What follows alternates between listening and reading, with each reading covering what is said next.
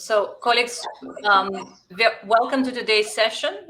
We are going to be discussing the Compendium on Good Practices for Measuring Results in CT and PCVE.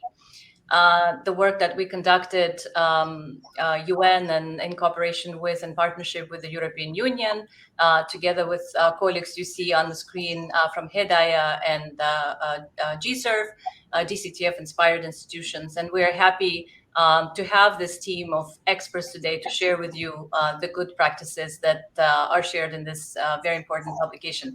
Apologies again very much for some of the delays that we've been experiencing that may have affected the timing for the start of this event. We're trying to gather all of the speakers on the platform. We still are having technical difficulty with having one of the speakers, so there will be a bit of a change in the program, and hopefully that person, an expert, will be able to join at a later stage.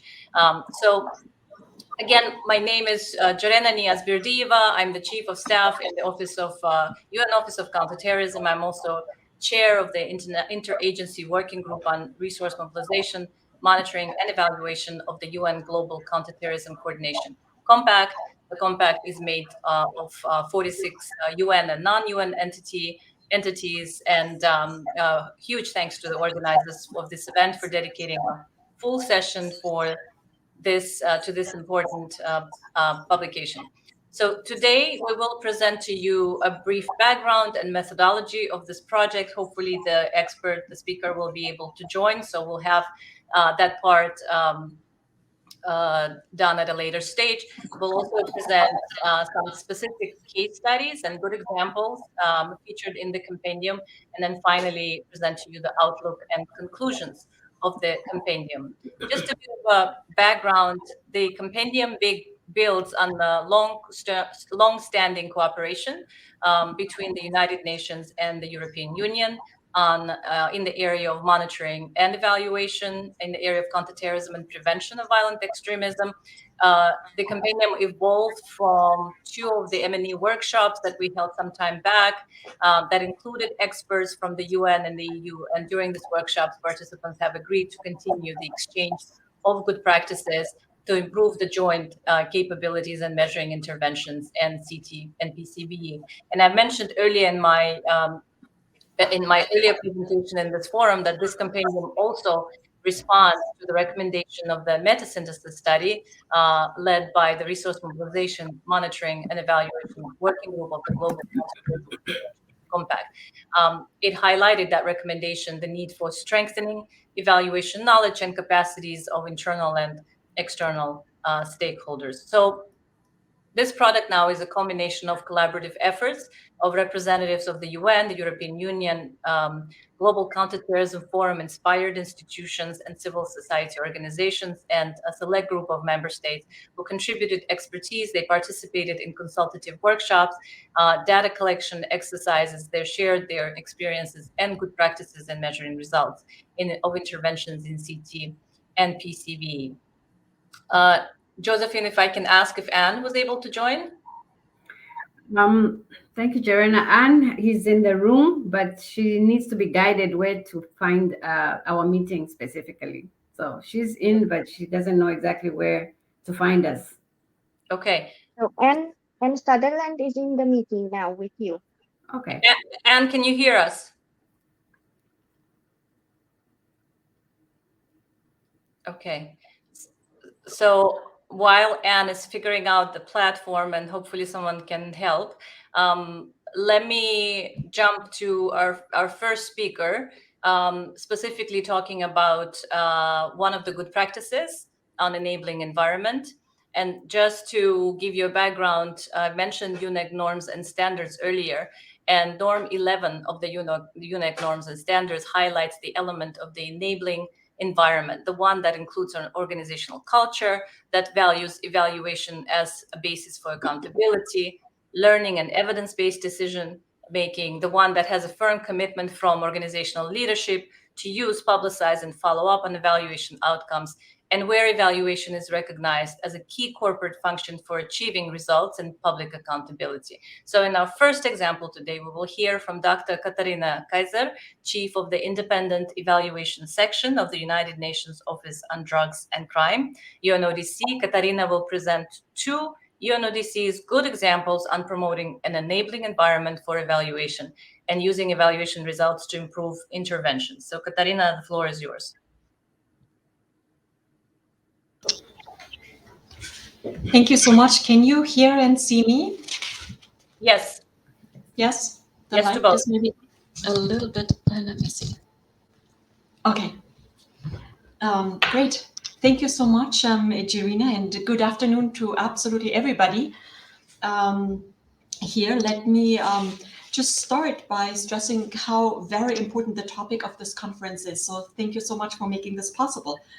Because linking the countering and preventing of terrorism and violent extremism to evaluation and evidence-based decision-making is still a relatively new area. So therefore, absolutely paramount that we keep investing. So I want to let you know a little bit about how the independent evaluation section, of which I'm the head in UNODC, is structured. So just to give you a little bit of an overview where we are coming from, who we are. So UNODC, that's the United Nations Office on Drugs and Crime, provides technical assistance, but also research and also normative support to our member states to help them develop and implement comprehensive and evidence-based solutions to the very complex and ever-evolving threats that we face at national, regional, and global levels. So UNODC supports over 140 countries with hundreds of projects and programs. In fact, over 40 global programs and 10 regional programs to deliver work to over 2 million people worldwide. 2 million, I think, is an understatement. UNODC works in 5 key areas. So one is tackling the world drug problem, combating organized crime, preventing corruption, preventing crime and promoting criminal justice, countering and preventing terrorism. And overall, the work is guided by the UNODC strategy that lasts until 2025. And for the very first time, a strategy of that size is really, really strong on accountability, learning, transparency, and related functions that support evidence-based decision-making. So next slide. I will talk today, as Jirina mentioned, about 2 challenges, and we'll give you some examples. One is enabling an environment for evaluation, and then challenge number 2, of course, related to the first one, is using evaluation results to improve interventions. So in terms of building a conducive environment, that's of course, in a way, an institutional change process that is much more cumbersome than one would think. What has helped us a lot is drawing from authority. And that means, really understanding the directives of the reform process and really understanding how the SG and his office himself provide direction and provide elements that we can use to actually build momentum. So here is a nice quote of the SG. So next slide. Then further, of course, there are many other elements that one could talk about in terms of building a conducive environment. What is absolutely fundamental is coordination with other UN functions in the UN system. And the UN reform very much calls for that. It calls for cooperation and cohesion. And the Compendium is a fruit of that, is a result of such cooperation. So a very successful example of cooperation across the UN system is what Jirina also mentioned, the subgroup on evaluation, which formed part of the management group for this compendium and which managed the first ever joint system-wide meta-synthesis of work under the UN Global Counterterrorism Strategy. And these recommendations have paved the way for this very compendium. So I hope this was clear. So there was a meta synthesis done in a coordinated way. And one of the recommendations has led to this compendium of good practices. So, but our independent evaluation section has also established different partnerships for various aspects of evaluative work. So just another example, we recently completed in close cooperation with OCT, the joint evaluation of the CT travel program, and together with OCT and UNICRI, we completed the aforementioned meta-synthesis. So just to let you know that these are just selected examples, results of good cooperation. And over the past months, UNODC also received a mandate to provide support to member states to strengthen their evaluation capacities and to facilitate knowledge sharing related to CT and PCVE. So meaning that the conducive environment is facilitated by coordination, but also by positioning evaluation into the intergovernmental processes. That is, of course, a lot of work in the background with a whole range of different stakeholders to make this happen and to actually bring this forward as an important case that is of the full interest of member states. Next slide, please. We also work very much on the institutional side of UNODC. I had mentioned the UNODC strategy that is very strong on evaluation, evidence-based programming, transparency, accountability, and really calls for a culture of evaluation. And that, of course, gives us also the opportunity to translate that then into very concrete action within the House. Next slide, please. So, of course, we are coming from a situation where evaluation didn't exist. So 10 years ago, when I was asked to lead this function, I was by myself.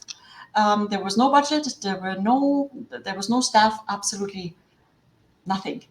So I started investing into the very infrastructure of the office, because of course, when you don't have people to conduct evaluations, you need at least processes that facilitate evaluation processes in a predictable way. Because when I took office, we had evaluations left and right. Of course, everybody was carrying out evaluations or calling a product an evaluation when it is not. So bringing order and systematization into that was my first call. Then, of course, raising funds. So we created a program, a global program on evaluation, enabled to attract XP funding. So that enabled then, of course, the staffing and the outfit of the very function. And then we invested a lot into IT-based solutions. So we have Unite Evaluations, a process through which all evaluations are regulated and with a very strong quality assurance element attached to it. Then you see here on the screen also, of course, a lot of toolkits, guidelines for evaluators, and then positioning evaluation at the highest political levels through joint evaluations, meta-synthesis, etc., really aggregating all of our evaluation results and coming up with innovative knowledge products for UNODC stakeholders and, of course, also member states. Next slide, please. I want to talk a little bit about the focus on using evaluation results to improve interventions. I want to talk about one example that is part of the compendium and tell you a little bit why we have selected it. And that is, next slide, please, the in-depth evaluation of UNODC's global project on strengthening the legal regime against terrorism. So here on the screen, you see the different blocks that led to an evaluation that had a strong focus on use. So in my view, the most important prerequisite for evaluation results to be used is actually knowing upfront when and how these results will be used. So, and then calculating backwards. In this case, it was clear that that a new strategy, a new global project, in fact, had to be built. So the entire team was actually very much awaiting the results of this evaluation in order to inform the new phase of this global project. So that's, of course, an ideal situation, but there can be other situations as well that create a very, very strong interest, ownership, and demand. So I want to talk a little bit about the key findings of this evaluation. You can find this, of course, on our website. We have a 2-pager, we have a brief and the full report. So the evaluation, next slide, please, found that the trainings that were provided by this project were useful and showed that the project has contributed to the signing of a high number of ratifications of legal instruments against terrorism. I had mentioned before that one key area of UNODC is normative work together with member states. So here, a high result. So, but at the same time, the evaluation recommended that the next phase would have to be, the next global program project would need to be based on a very strong consultative process in order to set priorities that are actually linked to the level of threat a country or a region is experiencing.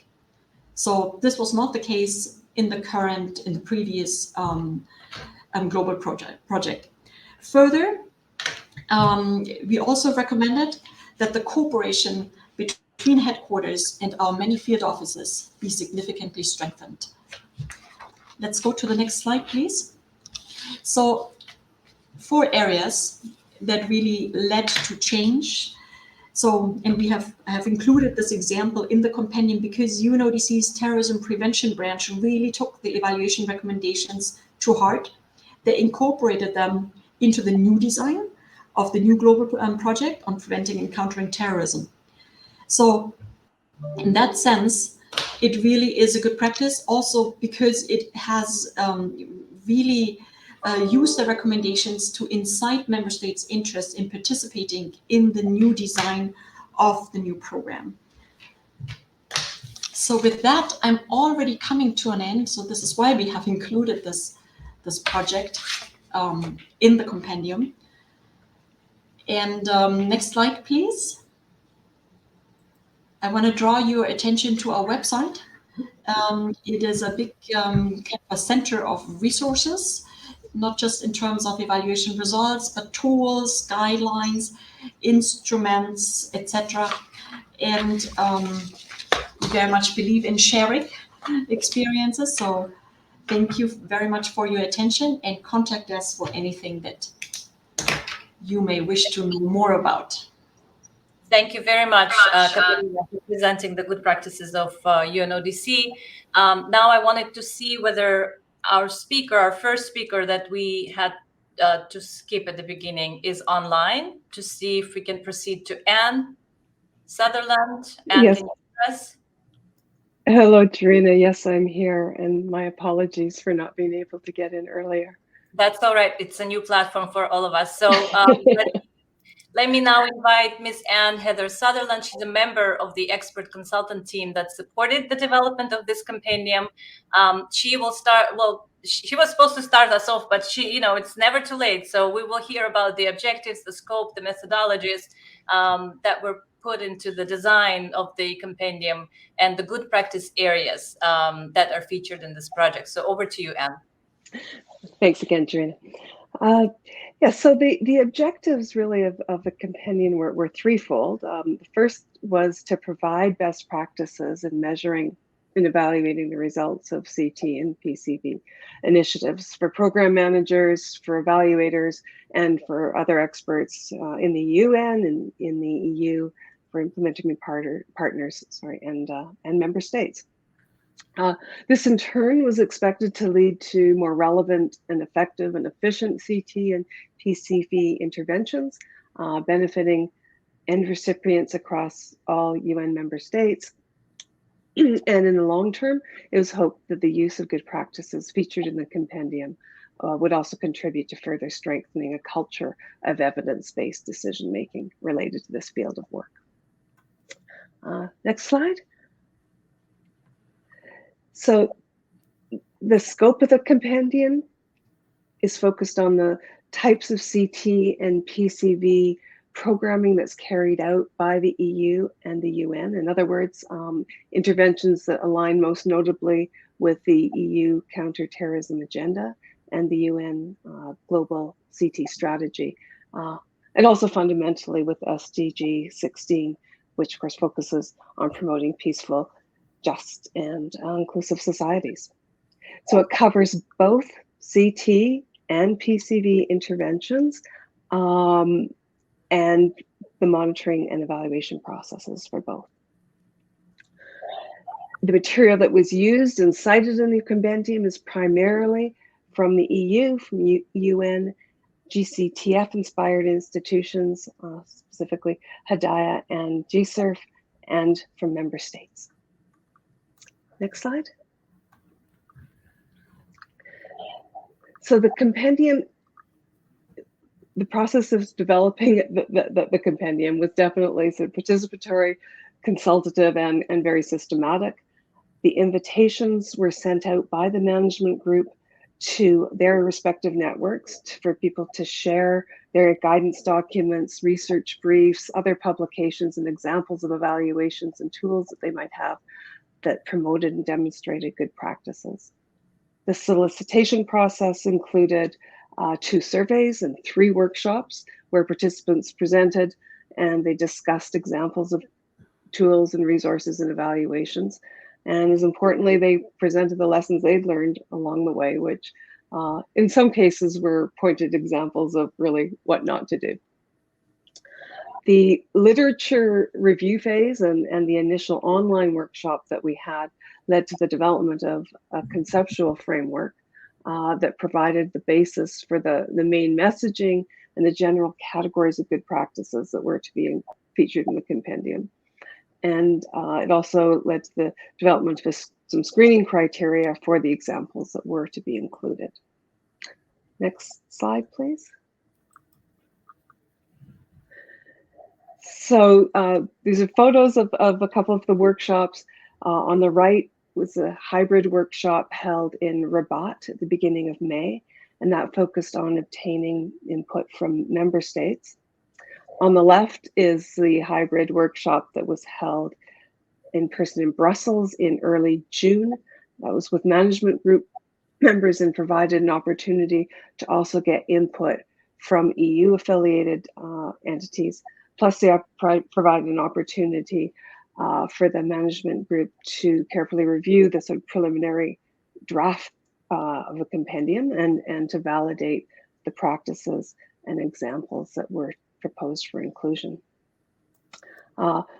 After that left about 3 weeks to actually finalize and approve the text that we had for the compendium and have it professionally designed in time for the formal launch of the compendium at CT Week in New York in late June. So there were a number of key messages that we really wanted to communicate in the compendium. The first was the importance of making front-end investments for how you will learn from and improve a project or program that you're planning. Another is the importance for implementing organizations to have systems in place to commission and conduct high-quality evaluations. Third is, you really don't need to invent the wheel. There are plenty of materials and templates and examples out there, that things that are captured in this document that can be used as a model that you can just take and use. The fourth message is, even if you don't have the resources or data to conduct what sometimes considered to be more rigorous gold standard types of evaluations, you can still draw some insights and ideas from what's presented in the compendium and get started. You don't have to have a fully staffed evaluation section in your organization to at least get started. I think fifth message is we really need to say this field definitely requires that evaluations do better at addressing complexity and carrying out evaluations in ways that are safe, ethical, and inclusive. And sixth, wanted to communicate the importance of having a culture that really embraces evaluation as a way to learn and to improve. So the next slide. These messages led us to organize this project into 5 good practice areas, and I'll finish my time with a slide on each one. but basically a good practice is defined as a demonstrated approach, method, or strategy that has shown promising results in enhancing both monitoring and evaluation processes. And to illustrate each of these good practices, we made a concerted effort to feature examples that are representative of CT and PCV work, that are geographically diverse in where they were undertaken, and that they're representative of the range of organizations that were contributing to this project. Next slide. So the first good practice area emphasizes the importance of planning M&E at the design phase. So having at your design phase, having that hopefully designed by a comprehensive needs assessment that hopefully has some baseline data, a robust theory of change in place, and ultimately a plan for how you're going to collect or collect data that captures sort of those cumulative and longer term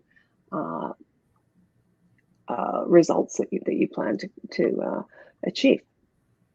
It's also the importance of having credible evaluation process. So to do that, using things like mixed methods, actually using the theory of change and results frameworks in the evaluation process, having the evaluation align with the DAC evaluation criteria, and where applicable, the UNIG standards as well. The good practice is the importance of having indicators in place to measure performance, and the compendium actually does provide resources for indicators, a variety of indicators, a variety of sources, including for validated scales. And then another practice is the importance, highlighted the practice of having an organizational culture that values and supports evaluation, which is what Katerina just presented for UNODC, which UNODC was used as an example under that good practice area. The next good practice area, next slide. So it recognizes that collecting reliable and valid data on the results of CT and PCV interventions can be difficult and sensitive. So the examples featured under this good practice area illustrate several sort of innovative and rigorous approaches and tools, including experimental and quasi-experimental designs. And actually, one of the examples, I believe, is the evaluation from the Mayor of London Fund that is being discussed at a current concurrent session today. I think the other message here, though, is that even though these more rigorous designs and approaches are wonderful to have, they're not always or often applicable or feasible. And that doesn't mean things can't be learned from them. So we're also in this area feature ex post evaluations. We feature evaluations that have used contribution analysis, outcome harvesting, among other methods. Next slide. So for this good practice area, we really underline the premise of the do no harm approach, or recognize that an underlying premise, of the do no harm approach is that interventions and evaluation processes do have an effect on the context and on the communities in which they operate, often beyond the unintended results. So what we're looking at here is ways to sort of mitigate any possible negative consequences. And we also sort of underscore the need for evaluations to specifically look for unintended results that may have been caused. So we have some interesting examples of evaluations that demonstrated each of these practices. The next one is the fifth area. This good practice area sort of presents, recognizing the need to have gender perspectives integrated. We present guidance, there's a toolkit, and there's illustrative evaluations for how a gender lens can be incorporated into evaluation practice. And the sixth area, next slide, is sixth and final slide here, is just presenting a number of different ways that evaluations can be used to support learning and to ultimately improve CT and PCV work. So thank you, Jarina. Or thank you, and Jarina, back to you. Thank you, and for this very important background to set the scene for the methodology, how we came up with this diverse set of good practices, and also sharing with the participants the good practice areas that were identified. So kind of put all of the examples that we're hearing in context. Let's go to the next speaker, and please join me to welcome Dr. Andre Alves dos Reis, Performance and Impact Manager, Global Community Engagement and Resilience Fund, GSERF. Andres will present two GSERF examples on different evaluation methods and approaches, where he will present a good practice of using innovative tools such as outcome harvesting to deal with the complexities to identify outcomes even when they are uncertain or not well defined at the outset. So, Andres, over to you. Thank you, Irina. Thank you for the opportunity. Just for the start, a brief of what GSERF is. GSERF, if I would summarize, there are three main points. So GSERF is a multi-stakeholder global fund. We fund PCVE community level projects, and we fund civil society organizations.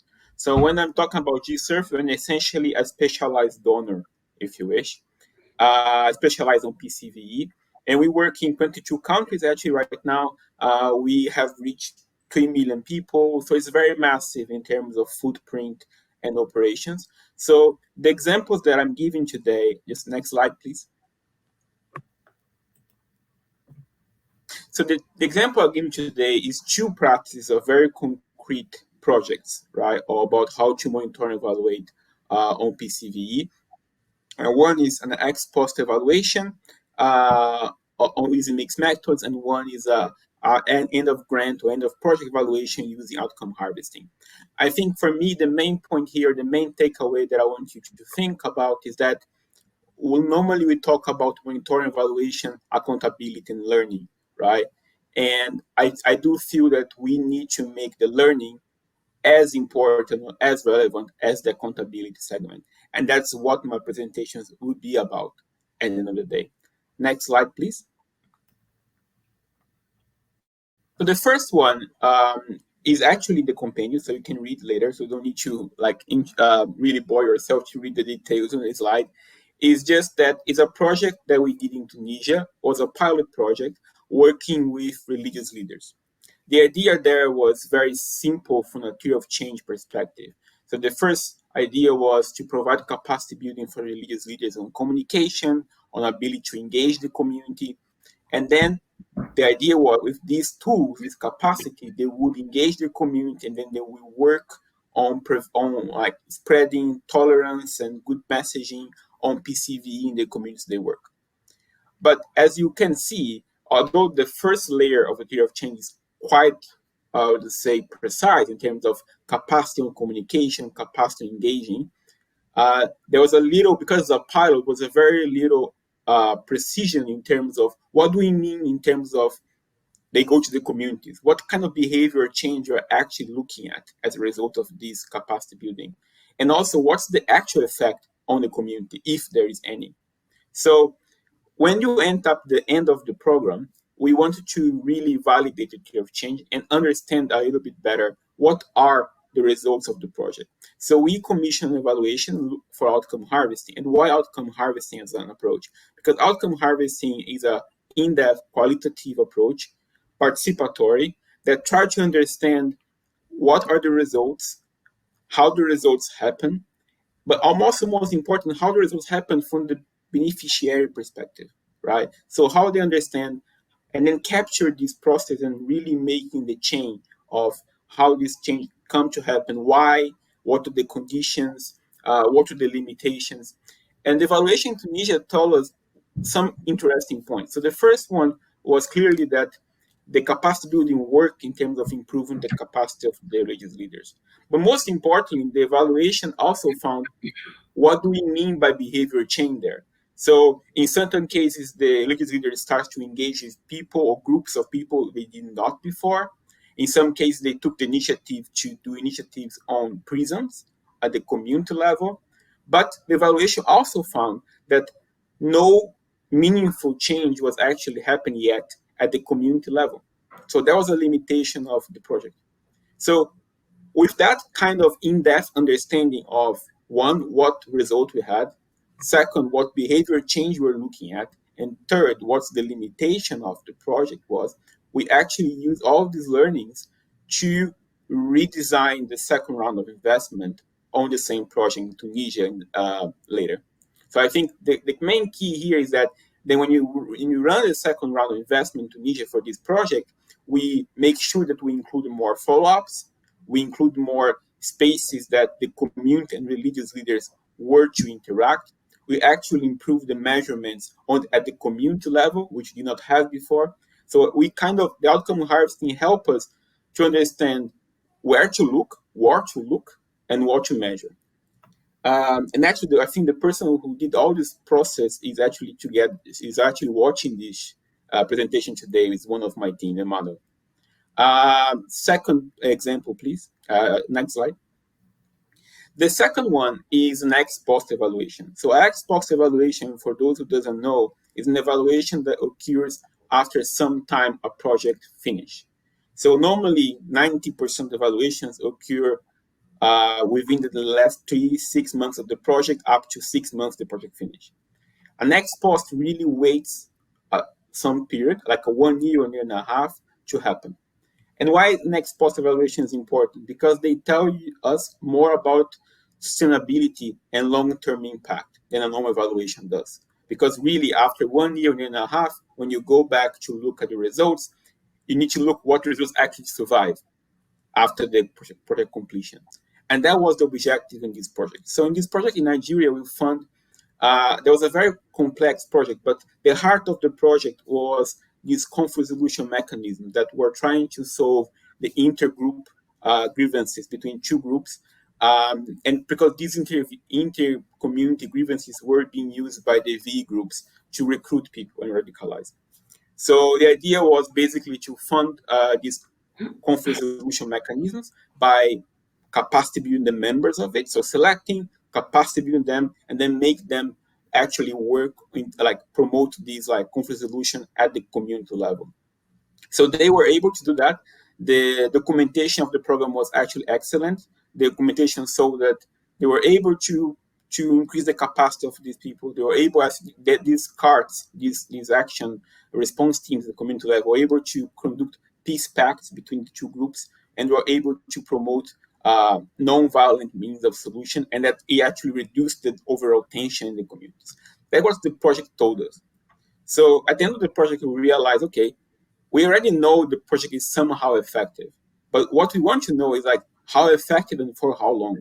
So we decided to go for 1.5 years later to see if these 4 community action response teams actually were still alive and how much. So we went there, we did a mixed method. So one, we assessed the knowledge of the members of these teams, and they're actually okay, but there was uneven across different domains. We assessed the community perception of the teams and what the community actually trusts the team very well. It's a lot higher level of trust. And you also did case studies looking at the effect of these community action teams on particular issues. And the first one actually was the peace pacts between different communities. And these pacts were not only alive, but they're actually working.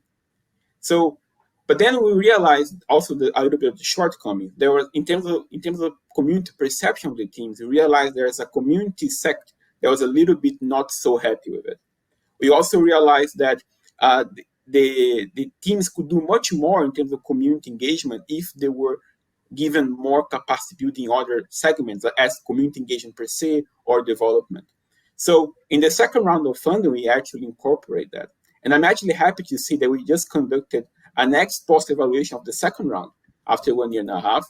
And now you look not only the 4, you look at the 24 of them, because the project is 24, and actually they were alive as well. So the same results actually maintain. We did not see actually the same problems as unevenness in knowledge. We did not find problems in terms of perception of the communities, but we found other problems. We found problems that although the programs were alive, these teams were alive, they were not very replicable because there was not a method of replication by itself once the project finished. Also, the issue of registration was an issue. So it became kind of important that the next round of your content now, how to incorporate these learnings. So next slide, please. So I think what I'm trying to say with these two cases, and I really welcome you to get the compendium, read about the two cases, because I can barely speak to the depth of it. But I think the idea here is two different approaches. Like one is mixed method, one is an outcome harvesting. One is more quantitative, qualitative, one is more qualitative. It's two different moments of evaluation. One is really after the project end, one is waiting 1.5 years the project ended. But what these two examples gave us, first of all, that you should be flexible, I think, methodologically speaking, for PCV. You can do from the quasi-experimental to the outcome harvesting, and it's okay. As long as a learning component is fundamentally included in the evaluation. And I think that's what I'm trying to say here, is that every single one of these evaluations served a learning purpose, right? The results were incorporated in the second round of investment, or if they're not incorporated right away, they were thought through and then mainstream. And I think if I were to leave two final messages, well, it's not actually a final message, more actually a question, is that if I were to say what's a good practice, and it's almost like a truism, but it's also very important, especially with PCV, is that before you even start to evaluate, to actually question yourself what you need to evaluate and what you need to learn with it. Just let's not do it evaluations for the sake of being accountable. Let's do evaluations for the sake of learning of it and improving the programs you are funding or implementing. Thank you very much. That's all. Thank you very much, Andre, for sharing with us how GSERF used outcome harvesting, ex-post evaluation, but also for emphasizing the importance of learning as a result of our evaluation efforts. I think the wealth of knowledge that the speakers bring, is enormous, and we're just scratching the surface, with these examples of good practice. So, colleagues joining us today, if you have questions, please use the Q&A button on the right sidebar, and we'll come to your questions at the end of the session, time permitting. So, let me now go to the next example, and the next example will shed light on the integration of M&E tools at critical junctures. It's often difficult to know what different CT and PCV interventions have made, either at the individual project level or at the institutional level, when the entire portfolio is examined. So I'm pleased to welcome Ms. Emma Allen. She's the Program Manager for Research and Analysis at Hedaya, and she will present to us today an example on how to develop clear monitoring, learning, and evaluation processes at the design phase of an intervention. So, Emma, the floor is yours.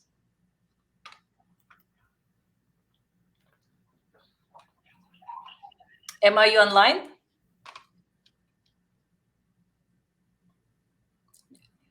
Josephine, can you check if Emma is online? Okay.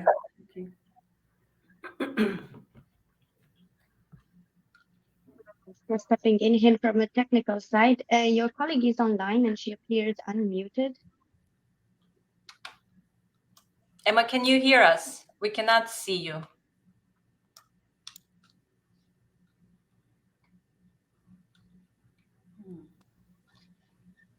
So what we can do is, if Emma is experiencing technical difficulties, we'll go to our next speaker, Josephine. And then Emma, as soon as you're online, please turn your camera on, so to signal that we know that you are ready to present next. So the final example that will be presented by my colleague Josephine Mwenda, who is an evaluation and compliance officer within the same office that I'm from, the United Nations Office of Counterterrorism, Office of the Undersecretary General.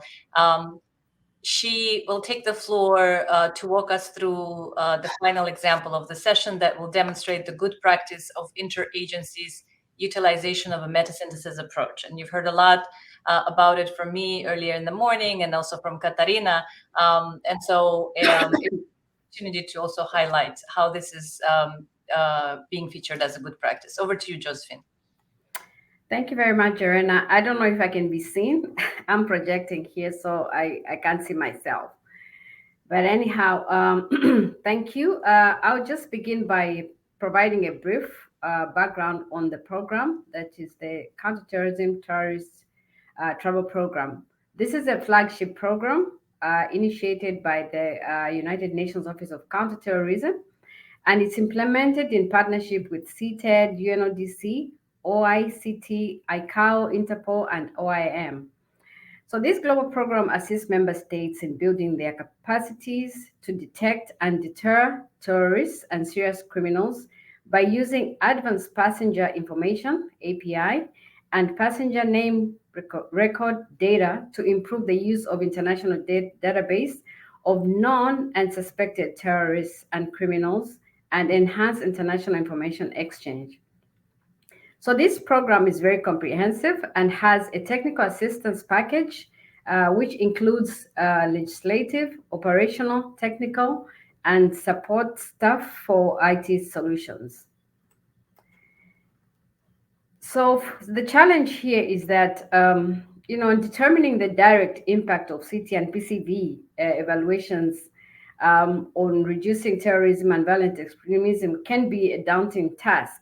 This is because of the complexity and multifaceted nature of the CT and PCV phenomenon. So we also experience challenges when defining and establishing causal links, between the interventions and the desired outcomes. So all these present challenges, even when there's clear M&E systems that have been established.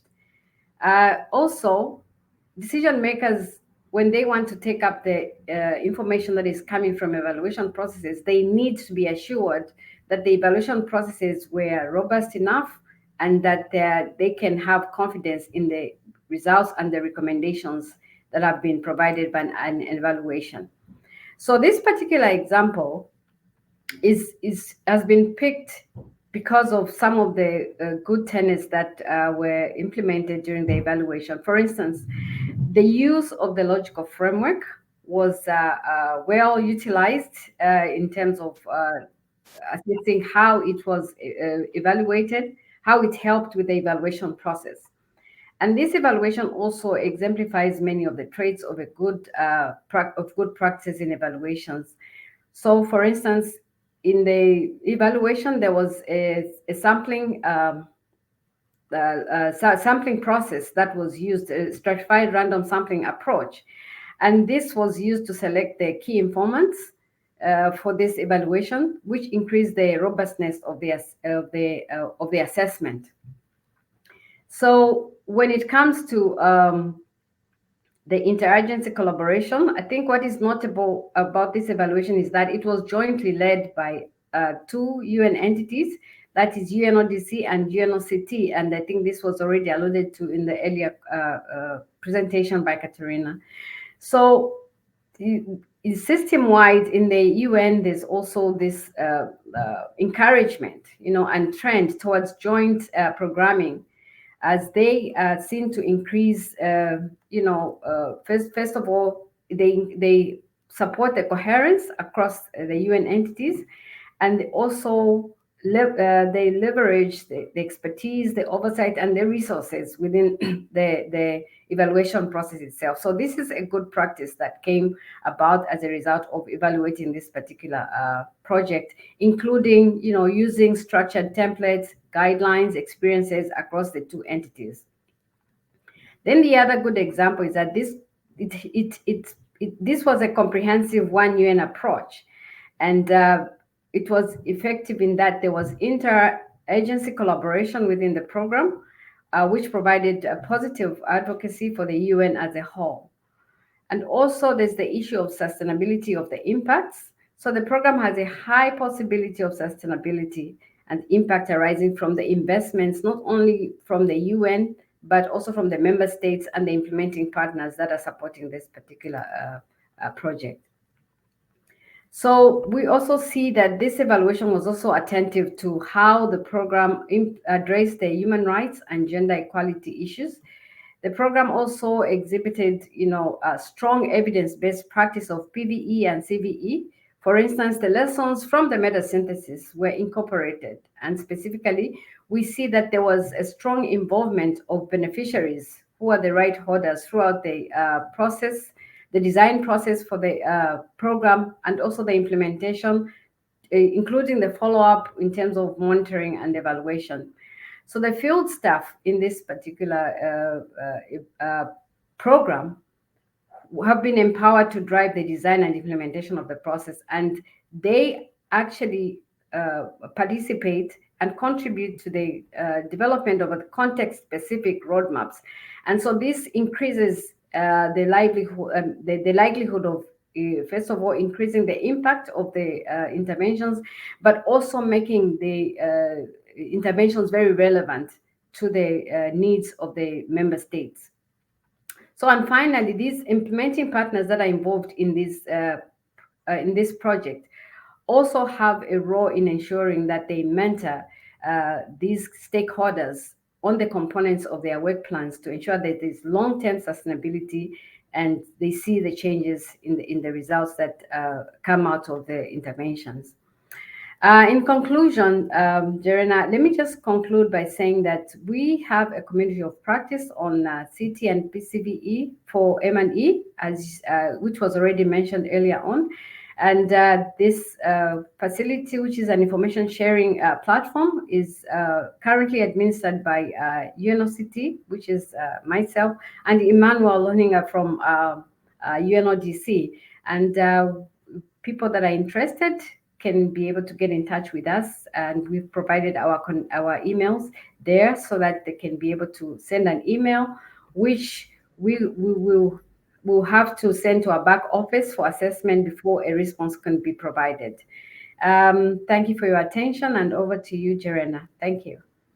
Thank you very much, Josephine, for presenting an evaluation on countering terrorist travel program, which was an interagency evaluation collaboration effort between the two entities, UNOCT and UNODC, and highlighting that there is a benefit of holding joint evaluations. Thank you also for sharing the slide showing the community of practice and M&E, an important effort that we are launching with the hopes that it will get traction and will really have a platform that connects UN and non-UN evaluation practitioners. I believe Emma from Hedaya is still experiencing technical issues in joining. Norina, if you could just confirm so that we move forward with the next segment.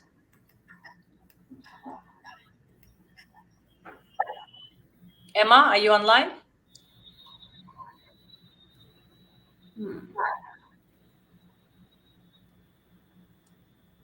Okay.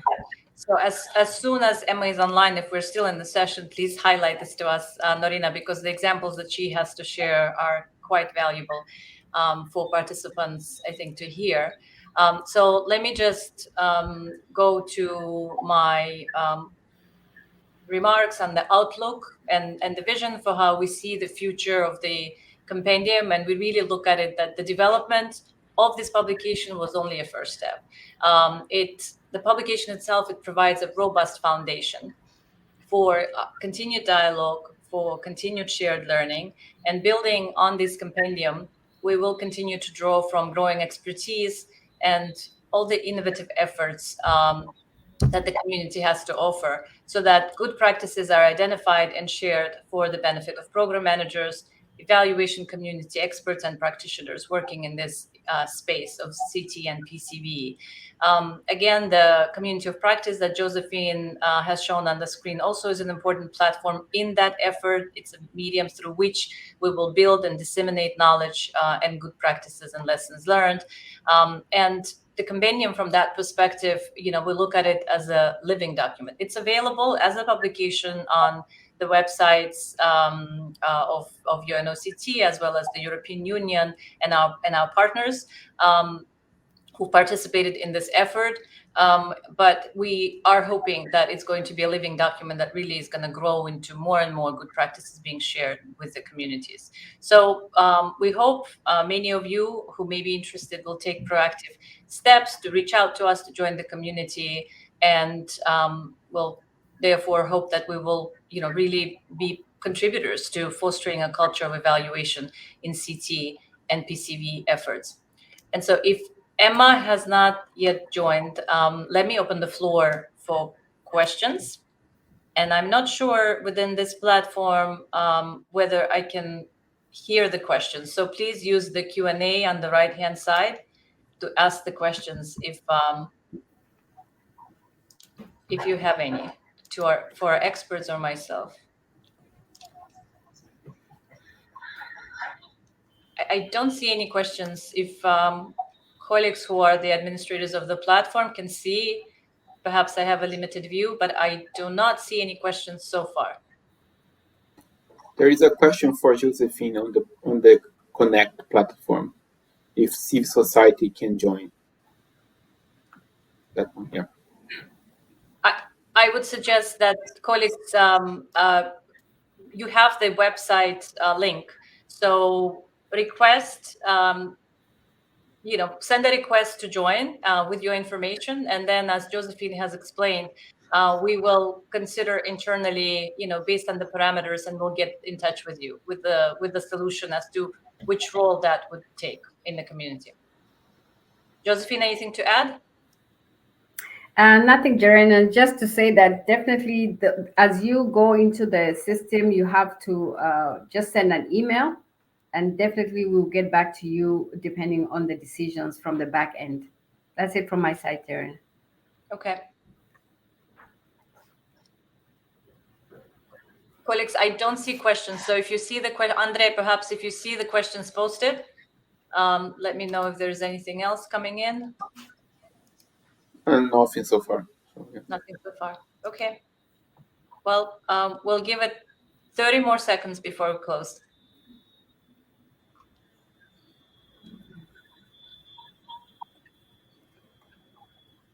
Emma, are you able to speak now? Emma, can you hear us? No.